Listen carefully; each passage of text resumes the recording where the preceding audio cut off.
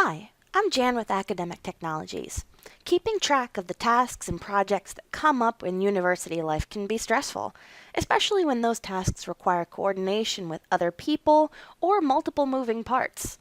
Fortunately, there are many online tools now available to help you keep track of all your to-do lists, coordinate on tasks, store necessary resources, and more. Today, we'll be looking at the basics of one of those tools, a card-based platform known as Trello. If you have any questions while watching this video, you can reach out to CNU's academic tech team or to me directly at jana.doherty@cnu.edu. Because Trello's base version is free, making an account is as simple as opening up a web browser and signing up at Trello.com. Trello has also released mobile applications for a number of devices and applications for their platform. These applications are available for both iOS and Android devices. Users who link their Trello account to these apps can do everything we're about to discuss within those apps, as well as anything that you could do through its web platform. Now, Trello's platform and how it's used depends on a few specific terms and those terms' relationships to each other. So this first video is going to be dedicated to those terms and making sure you understand them clearly. The main Trello page allows a user to create something called a board, which is an individual page that can be used to identify and group the nature of the tasks those boards display. Those boards can be thought of as representing broad categories of tasks. For example, I maintain 3 separate boards on my Trello account on a regular basis. A private one I use for my personal day-to-day tasks, a work projects board, and the display board we'll be using for this video. I can view all of my boards when inside of a board using the Boards button, or by going back to this main account page by clicking the Trello icon at the top of every page. Of course, these examples are just, examples of the types of boards a user can create and utilize. The types of boards you use to organize your life are up to you. You can create a board by either selecting Create New Board or by clicking the plus icon at the top of the page. If you click the plus icon, you'll see Create Board and 2 other options that relate to our next term. If you want to use a board collaboratively with other people, you can use that button to create a place in your account called a team. You can think of a team as a place for a group of people to have access to one or more boards assigned to all of them. When you create a board under a team, anyone who's joined that team can make full use of the board the same way you can. You can already see I have one team here labeled CNU Instructional Tech with several boards made available to it.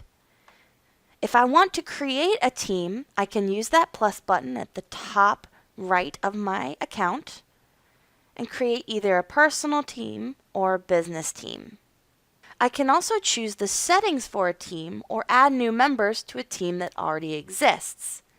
If I click Settings, I'll be able to see individual settings for that team, see a full list of members for that team, and I can see the boards for that team. As the admin, I can add new members, searching for members of Trello by name, or inviting them by name or email.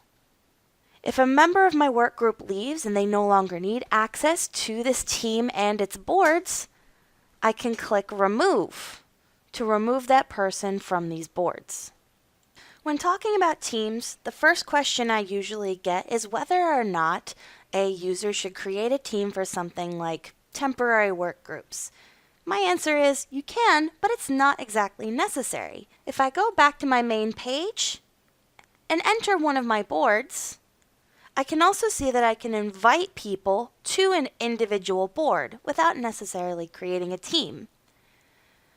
I can click Show Menu on the right-hand side of that board, click Add Members, and I can add new members to an individual board without necessarily making a team.